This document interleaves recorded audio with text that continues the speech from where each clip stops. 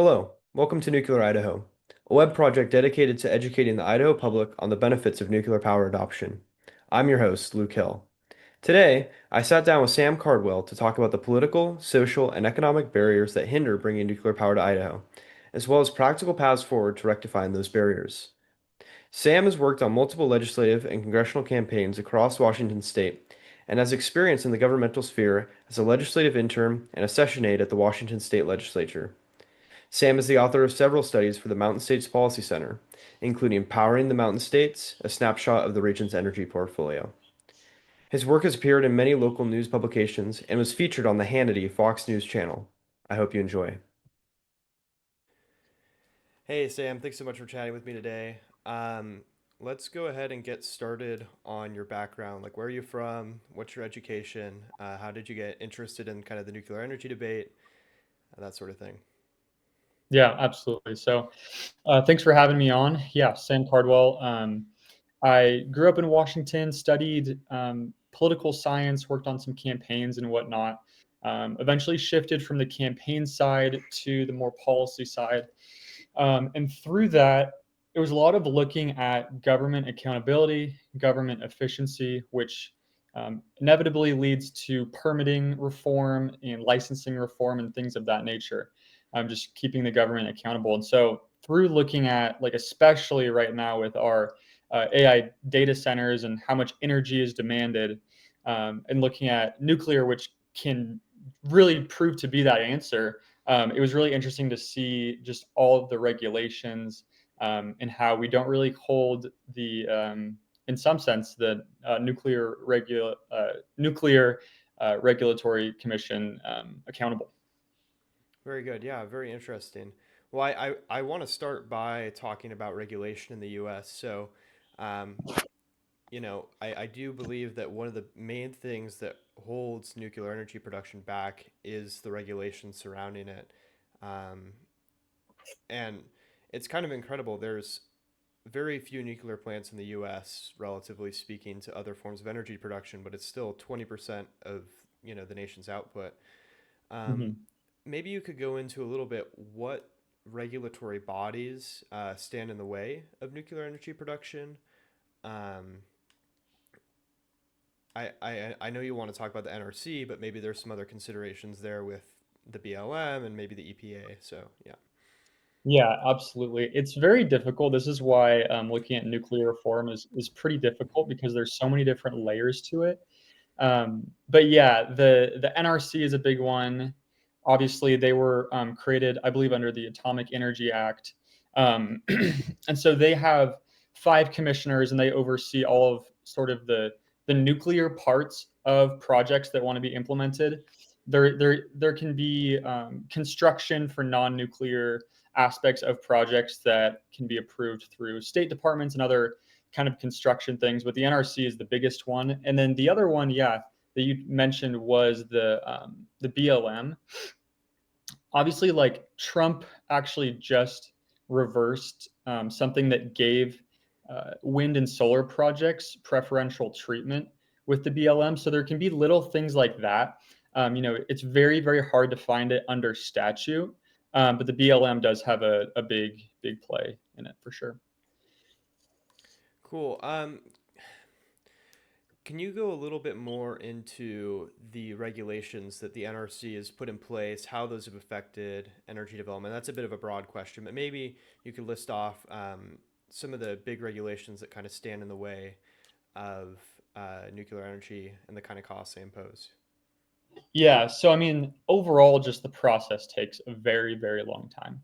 And that is incredibly hard for the investors because they're seeing, they can start developing and see these projects start to go up and still not even be approved by the NRC, not even knowing if their investment is going to pay off. And so the time it takes in and of itself is just a huge burden. And that time has seemed to go down a little bit per project as the NRC is starting to get a little bit more used to kind of the best procedures and customs as they start to build more. But what they're really running into a problem with is with these advanced reactors. and they use things like non-water coolants. So let's say, for example, liquid metal or sodium, and the NRC hasn't adapted to get these processes to fit these new cooling centers. They're still fit for traditional reactors. You have to go off a checklist of what's what, how does this work. Again, I could get into the nitty gritty, but I think overall, just realizing that it's like a checklist system and it's process based versus sort of like an FDA model where the investors with nuclear actually come in and prove to them that it's safe, that it works, that it's going to do what it says it will, versus waiting for in that case, like the FDA to go through a long checklist that takes years and years and years. Yeah. Well, we don't need to go necessarily into the nitty gritty of what that checklist entails, but maybe you could give kind of a rough estimate about, um, in terms of like how long are we looking at in terms of years, right? For a project to get off the ground, if you have any data on that. Yeah, I mean, anywhere between 5 and 8 years. It's coming down a little bit more, and again, depending on sort of the specifics of the project, it can go down a little bit. But yeah, I would say anywhere between 5 and 8 years, and there's definitely projects that have exceeded that. Right. Yeah, that's good. And I think it is really important to recognize that, just from a strict entrepreneurial perspective, investing in a project for which the outcomes are basically years and years in the future. I mean, entrepreneurs are built to deal with uncertainty, but there's a certain level of uncertainty that just is not worth the payout, especially if there's other endeavors where the opportunity cost, justifies it. So Yeah. that's kind of more at the federal level. Obviously this channel and this project are more focused about kind of specifically at the Idaho level. So maybe you could speak a little bit to uh, where Idaho state government comes into play here. What sort of decisions are they making? Um, you know, there's right now in Jerome County, there's been this new proposal to build an SMR plant. So Mhm. yeah, Yeah, I mean, it's really hard from the state level to know what can be done. I think Idaho overall has done a really good job of trying to attract investors. I think a lot of time in politics, folks will publish, a declaration that says we stand for this and we stand for that, and it really doesn't do anything politically. But I think in the nuclear energy's case, I do think that that does say something. Governor Brad Little joined with the Wyoming governor and Utah governor in trying to, yeah, join together in some nuclear talks, putting some grids together, and just to collaborate with energy overall and commit to nuclear energy. And so I think even small things like that can really help. Again, there can be some things that can help with construction in the kind of the pre-nuclear phase of these things that can expedite the process to get started on the non-nuclear construction. But a lot of it is done from the NRC. yeah, okay. So you would identify the NRC as kind of the biggest stumbling block, so to speak, in the nuclear process. And I do think it's kind of, you know, not to go to political theory here, but it does seem to be a large issue where, you know, Idaho, one of the things that I really love about Idaho is its ability to be unique and different from the other states. And it is frustrating often to see that the federal government stifles states doing their own thing and trying different projects so we can see what works. Um, and maybe in some cases that's necessary, but it does seem like in this case it has been a real hindrance to real progress on this issue. Okay, so I kind of want to talk more about political sympathy now. Where has the U.S. federal government and the state government of Idaho more broadly, where has there been kind of a motion towards nuclear energy? It does seem like there was a statement signed right by Brad Little. There's been at least one executive order kind of moving towards nuclear energy. So what is the state of that? Where are things headed? Maybe start with the Yeah, federal level. yeah, absolutely. I think that this is one of the most exciting parts about nuclear energy is that we do have, broadly speaking, bipartisan support. And so what we see a lot of times through whether it's a governor who's elected or a president who's elected is we see this official put in a lot of executive orders and try to pass legislation, and then the next president gets elected, and all of that goes down the dumps, and we don't see anything towards that anymore. I will say that in 2020, after the election of President Joe Biden, he didn't quite have the same level of support for nuclear that I think Trump is showing in his um, early parts of his tenure, but it has been really exciting to just see broad support across the spectrum from it. So yeah, President Trump signed an executive order towards the end of May, kind of recommitting himself to nuclear energy. A lot of that has to do again within the scope of data centers, AI centers popping up. He wants to quadruple our nuclear energy actually by 2050. He signed things in that nature, and again, it's very difficult because there are legitimate statutes and laws that kind of are a hindrance to this, but a lot of it is just leadership and a national voice. And so I think President Trump has been pushing that a little bit. I think our Idaho Governor Brad Little has definitely been on the nuclear bandwagon, if you will, as Yeah. well. I think within the Idaho State Legislature, even representatives, senators, they seem to, for the most part, be on board. So Yeah. I think it's really encouraging from that Could standpoint. you talk a little bit more about what the executive order looked like, what the tangible support has been from the Trump administration? As far as I understand it, Little's kind of commitment was a little bit more just vocal, as you said. But what sorts of tangible things have actually come about?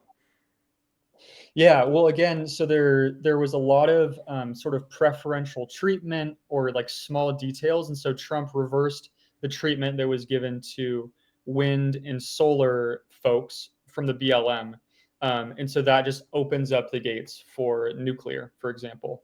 Um, he also has been very critical and wanted to cut down on the amount of solar and wind that we have. So naturally, nuclear is what should fill those holes and what we will see happen there. Okay, good. Yeah, very good. Um, I'll just add a little bit of commentary on this. I do think one of the big reasons that talking about the nuclear thing is so important and even just being vocal about it is if it does become the case that solar or wind are cut, there is a real scenario in which people kind of just go back to using coal or natural gas, and not that Mhm. that is necessarily bad, um, but it does bring light to the fact that it's very important to talk about these things and to mention them in the public discourse. Um, and on that note, or sorry, if you want to say something, go ahead.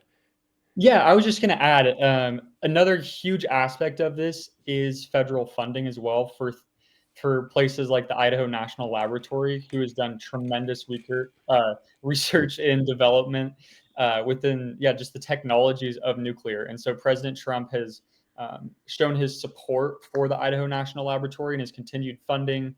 There's certain specifics of nuclear used fuel that can now be sent to the Idaho National Laboratory as well for further research.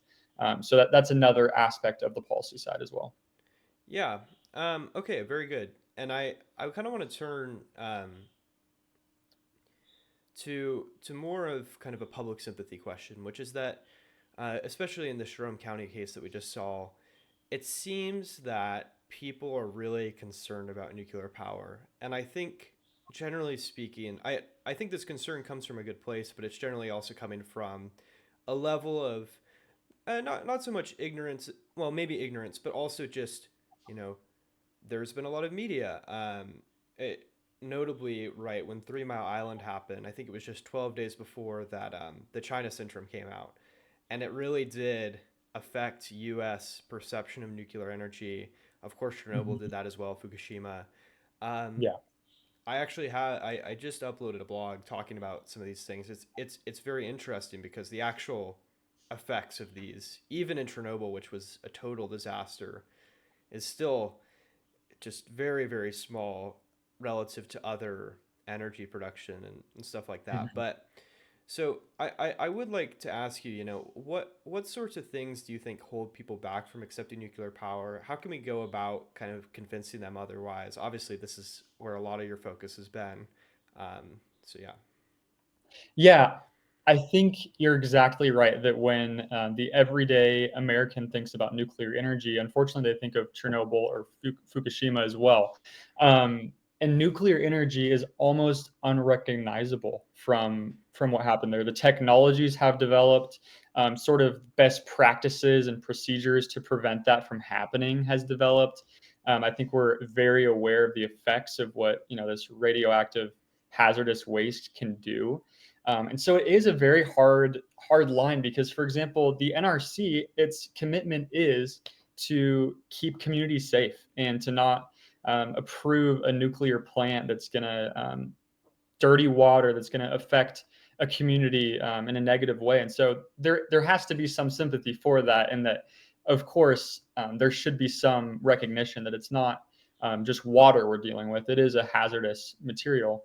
But on the other side, just realizing all the technology that's been developed, careful eyes taking a look at this, some of the areas that it's even administered in to be far, far, far away from anybody, even if, God forbid, anything happened. And so I think some of it is just public education around what nuclear is nowadays, and sort of what we've learned from Chernobyl and Fukushima. Yeah. Yeah, I think, and I think too, if I'm going to keep going back to this drone thing because it's the most kind of Hmm. current at the time of this recording.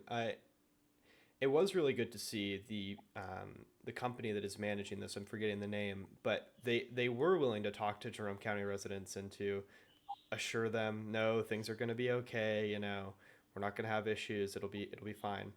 So but I did want to ask you a little bit more specific about what sorts Hmm. of things we can do to engage public education, right? Not everything can be just another town hall or another public hearing. So, what sorts of work can we do? Um, can we bring this into classrooms? How can we educate the broader adult public? That sort of thing. Yeah, I think a big part of the nuclear talks and a lot of people's kind of hesitancy surrounding nuclear has to do with nuclear waste. Um, and how nuclear waste is handled. And so a little bit of this is just education in this case. So a lot of in most cases, nuclear waste after or nuclear fuel after it's been used for about 5 years will go and is then deemed nuclear waste and will be in a cooling center to detox to let it cool down, and then it gets transferred to a dry cask, which is something that is uh, has no outside air in it. It is completely sealed. There is no way to get inside of it. And all of this nuclear waste right now is being, for the most part, is being stored on site at that facility. And so I think just how serious all of the parties invested are about keeping this nuclear waste safe, out of harm's way. I think there's also, after Chernobyl, Fukushima, it should be said that these investors actually do have a lot to lose in this. It's not just some free market actors that want to go and make a buck and then damage a community. Like, if this project goes wrong, they'll never be able to invest in anything similar ever again because their public image will be absolutely destroyed. So it's actually at their best interest to support and to provide this clean energy in yeah, the best manner possible. Right. Yeah, I think that's good, and I do think there actually is a lot of validity to the public concern, which is why the Mhm. education is so important. I mean, even if you just look at Fukushima, I think one of the most damning things about Fukushima is that the company who was managing it knew um, that there was a big risk. What happened was that their generators were flooded during this massive tsunami, um, and they knew they were well aware of the fact that there was a real risk of this flood happening, and they did not work to prevent it. But what's been the consequence of that is the nuclear plant was shut down. There was large public backlash. So yeah, I mean, there are real punishments to these things, and at the Mhm. same time, we've learned from these things. There will likely never be, well, yeah, Lord willing, there will never be another Chernobyl, Mhm. because Mhm. even with Chernobyl, they were violating regulations at the time, right? But we've Mhm. now, we've learned, don't do that again. So I think that's good, and I think what you're doing, what this project is trying to do, is a really important step in educating people on these issues and telling people where the actual risks are, that sort of thing. But I kind of want to move to the contrary, which is what kind of groups are holding back nuclear energy? We don't want to speak too poorly of anyone, obviously, but who's standing in the way? I think one example I can think of off the top of my head is there's the Sierra Club in California was very worked very hard to try to get whichever the last nuclear reactor was in California taken offline. It might be El Diablo. I don't remember exactly. But yeah, if you could go into that. Yeah, I mean, a lot of it can come from the environmental lobby, sort of in that sense. And again, I think it really is from some good intentions of, hey, I think this might be hazardous. I think this might harm our communities. There's real risk here. Um, but again, I just think education is needed in that case. I think what's really encouraging again is just the broad support we have in New York. Governor Kathy Hochul just announced, she's putting in some traditional nuclear reactors in upstate New York.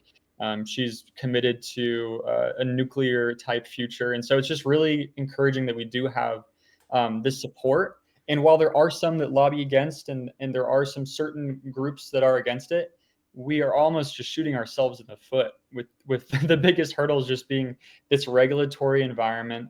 Um, some things with the NRC that, I mean, granted, it's not even necessarily the commissioner because they have five commissioners of the NRC. It's not even necessarily their fault. It's just this body has been built up year after year after year and has so much gunk in it that it can't even reassess and look like, okay, where are these processes taking so long, and where can we cut this out? So I think that's also a very encouraging aspect of President Trump's Doge reforms, is that they did look at the NRC and they are going to take a basically audit them and see where things can be more efficient. So Good. Yeah.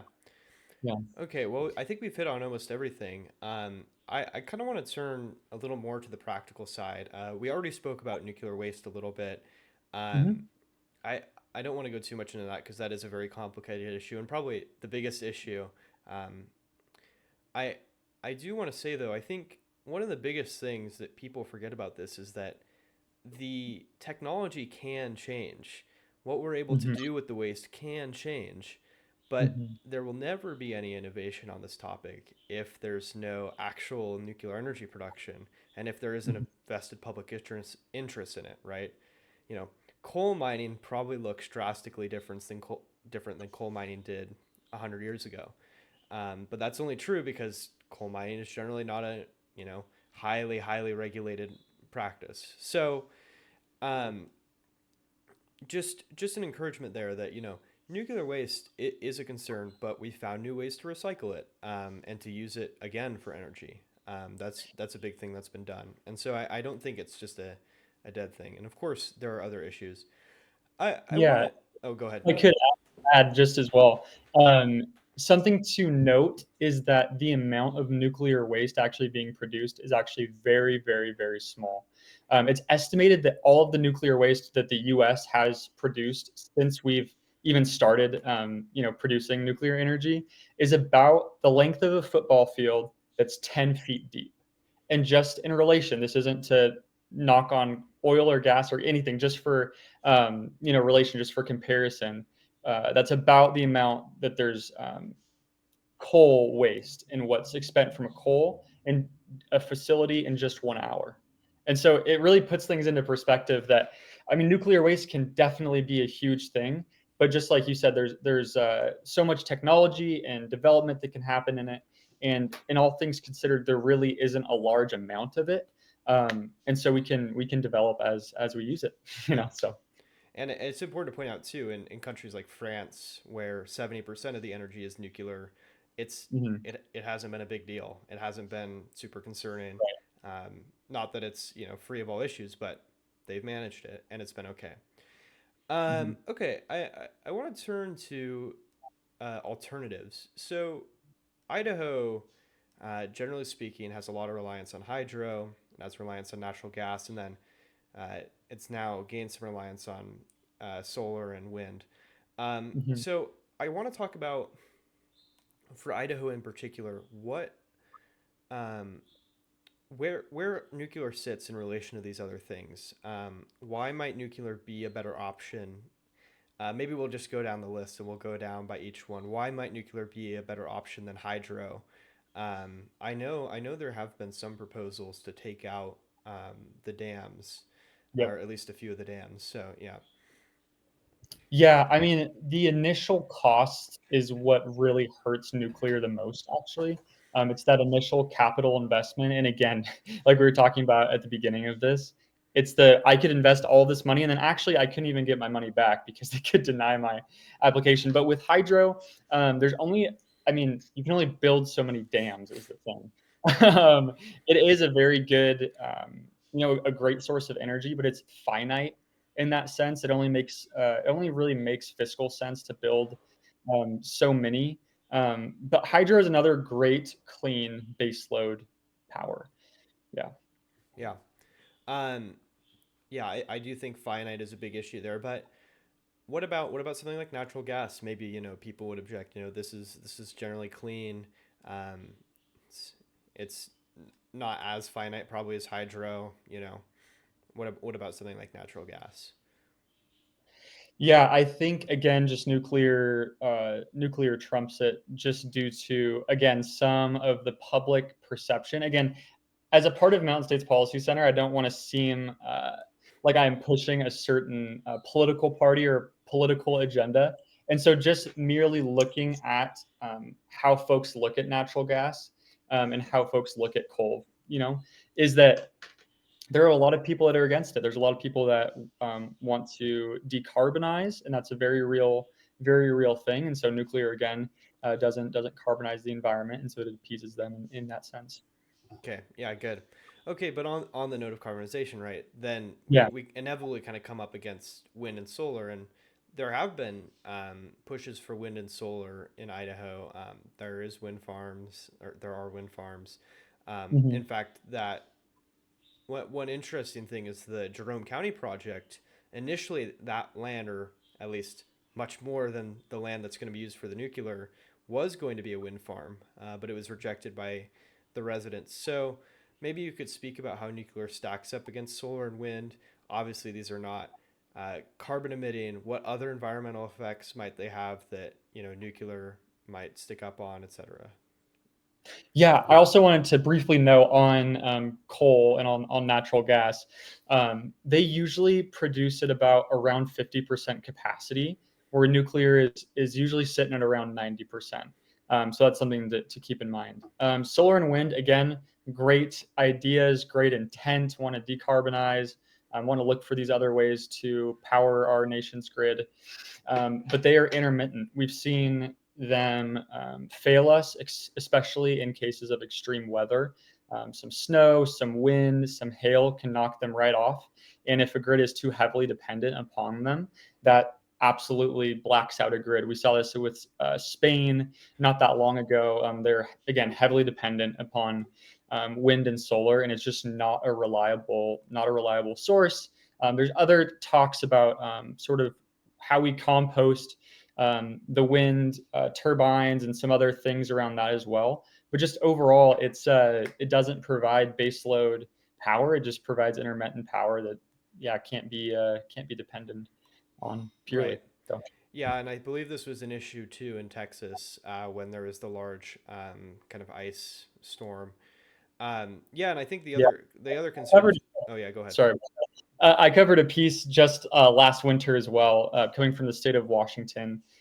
They've been pushing a lot of wind and solar, and yeah, the grid almost blacked out last winter in central, almost eastern Washington, due to some wind and some hail and some snow. And it's really a scary situation to be in. You know, you want to be able to. We're not a third world country. We should be able to provide energy even to our rural residents. So, yeah, it's definitely to be concerned about. Right. Yeah, and I think the other big consideration too is what you mentioned. It is intermittent, and our battery technology is just not at a place to deal with these issues. And maybe it could be in the future, but in terms of current solutions that we have, I do think it is a really big concern. The other really big thing to point out is, again, we're going to go back to that Jerome County example. Look at the Hmm. acreage difference between the nuclear power proposal, which I think was about 200 acres or so, versus the Hmm. wind farm, which was going to be thousands of acres. It's a Hmm. massive difference. And even uh, one thing that is actually kind of confusing to me is if you look at NewScale, who is one of the uh, SMR companies, probably the one that would produce this nuclear power plant. They say that they can do it in under 100 acres. So I'm not even quite sure what that extra acreage is for. Maybe it's for other management stuff. But so Yeah. yeah, I think that's a big deal, and that is a big issue. It's just the amount of land that you're going to end up using. Yeah. Yeah, and I mean, it should definitely be noted that uh, 1/4 of Idaho is BLM land, so it's not that we have a shortage of of land that could be leased through that. And just like you said, that doesn't mean that we want all of our BLM land to be leased to energy companies that are, not allowing us to explore the great outdoors because of it. And so, yeah, the SMRs especially use such little land, such little acreage. We have land to lease it out to them, and they'd be incredibly efficient with it. So. Right. And that actually was a concern that one resident brought up in that Jerome County hearing was, hey, this is land we'd like to go hunt on. This is land we'd like to go explore, et cetera. So um, I do think that is a great argument for nuclear. And you could probably put a nuclear power plant in a city. You can't put a wind farm in a city. Mhm. So Can't put solar in Alaska. yeah, you cannot put solar in Alaska. That is true. Yeah. Um, All right. Well, that's very good. I feel like I had one more question that I'm going to ask you. Oh yeah. Maybe you could speak a little bit about SMRs and what kind of distinguishes them from traditional light water reactors, where the benefits are, and especially speak about their applicability to these new data centers. Obviously, Meta is going to build a large data center in Idaho. I drove Mhm. past it just this last week. It's huge. It's huge. It's going to take a lot of Yeah. energy. And my grandmother, who is, right in that area in Cuna, is complaining about her energy bill is going to go up. So, if you'd like to speak to that a little bit. Yeah, definitely. SMRs are one of my favorite aspects of nuclear. I think it is the aspect and the technology that is just so exciting and kind of has been transforming nuclear is that it's smaller, just like we touched on recently. It can actually use a lot less acreage, so it doesn't have to be, um, you know, traditional nuclear plants are awesome, but they do take up a good amount of space. So they're smaller, they're more safe, they're more compact. A huge feature of them as well is that they can actually be built off-site and then transported to where they want to be implemented.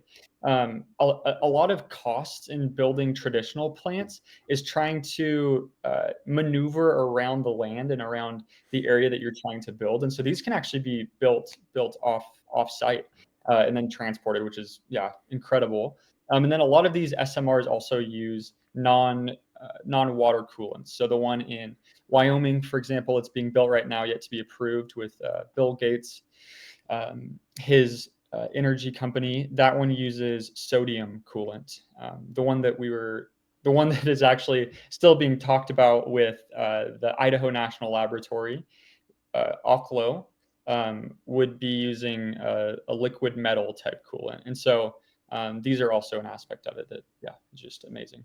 Yeah, very good. And it is really promising. And this is a place where, innovation has really made some huge progress. I mean, for the unaware, an SMR, typically it's either, I think it's 4, 6, or 12 SMRs on one site producing energy, and these are about 6 feet tall and about a foot and a quarter wide. So they're quite small. They can be transported quite easily, right? This is not your like Simpsons nuclear react like cartoonish nuclear reactor tower. Um, Mhm. yeah, so a very big stride, a very big innovation in this. Okay, that's all the questions I had for you. You have any? Do you have any closing thoughts? Any other things you'd like to add before we go? Yeah, just within while we're looking at Idaho, and just a great example to look at would be to look again at Oklo, who has been trying to build around the Idaho National Laboratory, was initially denied their energy permits on the nuclear side of things just because their plant, which uses liquid metal as a coolant, isn't exactly like a traditional nuclear plant that the NRC is used to dealing with. And so they had to give them more information, and it's been so much bureaucracy and regulatory affairs. And so I would definitely just encourage viewers to go look at Oklo's website, and you can see all of the regulations and all of the boards they have to talk to, the Department of Energy and the NRC, and all the different applications they have to try to get and where they're at in that process. And I think from there, you can really truly get an understanding of how huge this is, how much of a burden it is to investors. And again, it's not to say that that burden isn't needed. These nuclear hazardous waste and a lot of horrible things can happen from it. But just to really get a scope of how huge it is to take on a nuclear project right now. Yeah, yeah, very good, very good. And I'm hopeful to see that hopefully these things can start moving in the other direction as people get more interested in nuclear power, and hopefully Idaho can be a kind of beacon for that. So for Idaho Nuclear, thank you very much, Sam, for joining me. It's been a pleasure talking to you. Yeah, thanks, you. It was great talking to you.